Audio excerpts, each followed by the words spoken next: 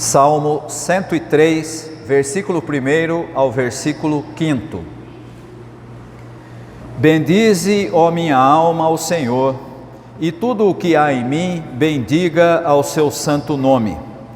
Bendize, ó minha alma, ao Senhor, e não te esqueças de nenhum só de seus benefícios. Ele é quem perdoa todas as tuas iniquidades, quem sara todas as tuas enfermidades, quem da cova redime a tua vida e te coroa de graça e misericórdia, quem farta de bens a tua velhice, de sorte que a tua mocidade se renova como a da águia. Como os irmãos sabem, nesse domingo nós estamos comemorando por proximidade o aniversário desta igreja. Na realidade, o dia de aniversário é dia 26, nós estamos no dia 29 e estamos comemorando o aniversário 96 anos de fundação desta igreja. E nós escolhemos esse texto para a nossa reflexão nesta manhã por alguns motivos bastante simples. Primeiro, porque quando nós olhamos para a vida da igreja, desta ou de qualquer outra igreja que vai sobrevivendo em toda a história, nós vamos encontrar sempre a presença, ora de vitórias, ora de derrotas, ora de alegrias, ora nem sempre de tanta alegria assim. Os irmãos aqui sabem muito bem, essa igreja já passou por várias situações difíceis, por situações de divisão, por situações de famílias que se separaram e foram uma para o lado e outra para o outro, e coisas desse tipo. Isso faz parte da vida das igrejas, isso faz parte da história das igrejas. Uma vida marcada por lutas, por vitórias, mas também por algumas situações que a gente considera como tendo sido derrotas. Grandes alegrias, mas tristezas não menores. E aí então, quando nós lemos um texto como esse do Salmo 103, surge a seguinte pergunta: como tem sido a nossa resposta, pessoalmente e também como igreja, à providência de Deus, que permite esses altos e baixos que toda igreja enfrenta? O salmista, nesse trecho que nós lemos, nos convida a louvar a Deus e mostra algumas razões muito claras e muito importantes.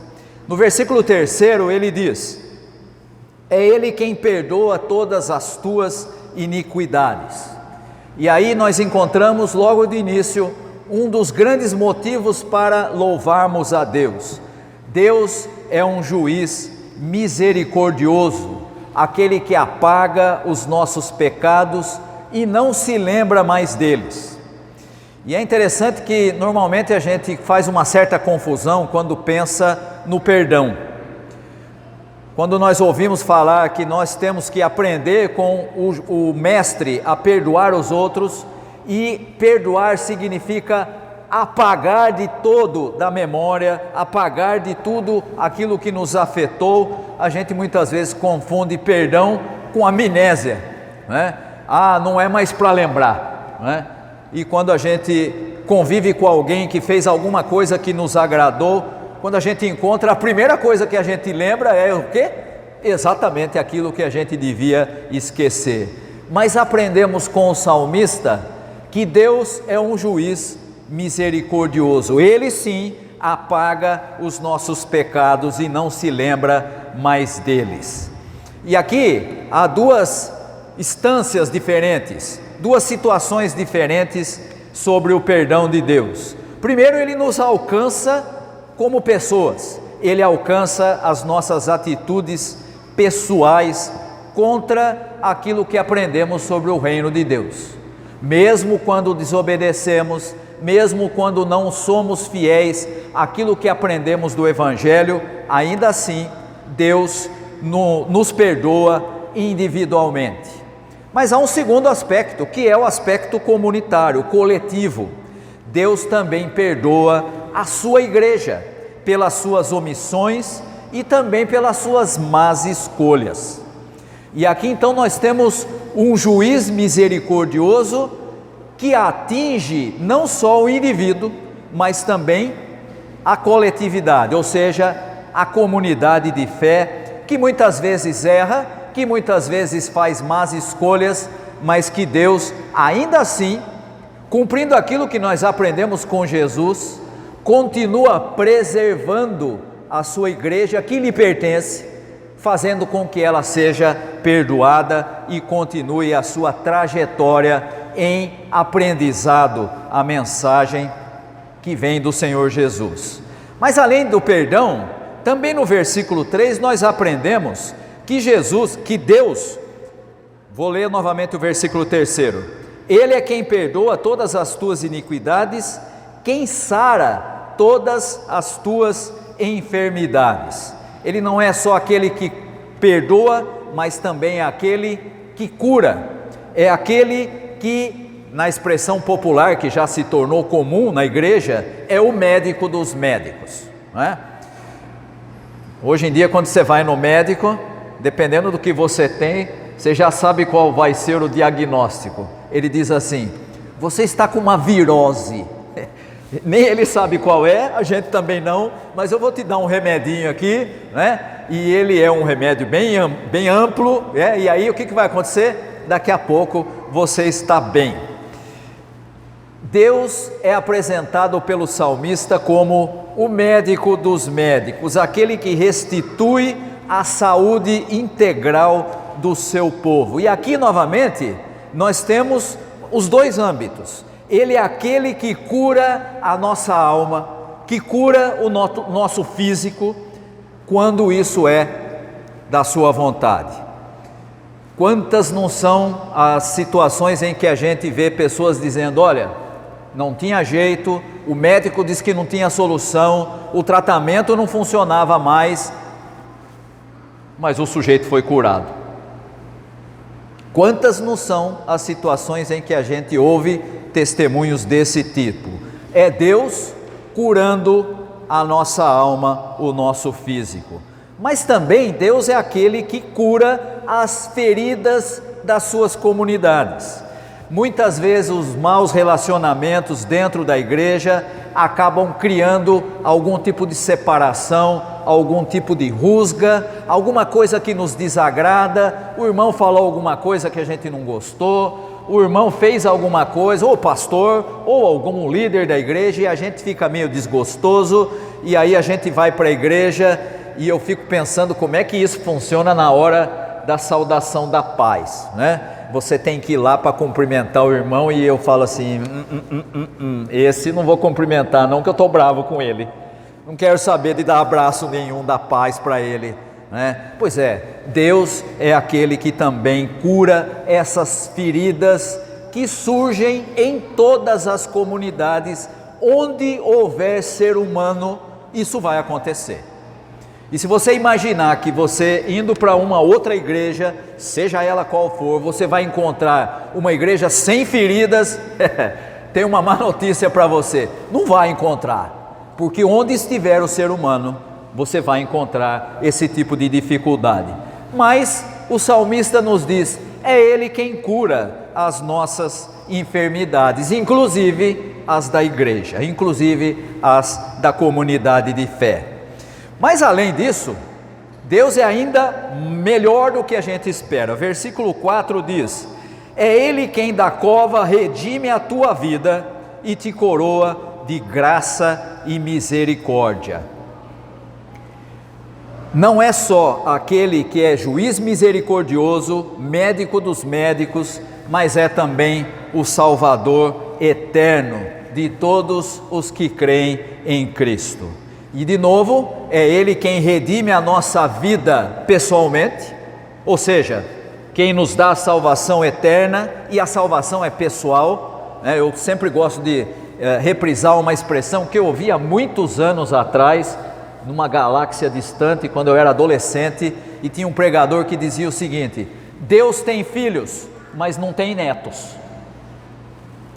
Deus só tem filhos, e se você for redimido por Deus, você é seu filho. Ah, mas o meu pai, o meu avô, o meu tio, não adianta.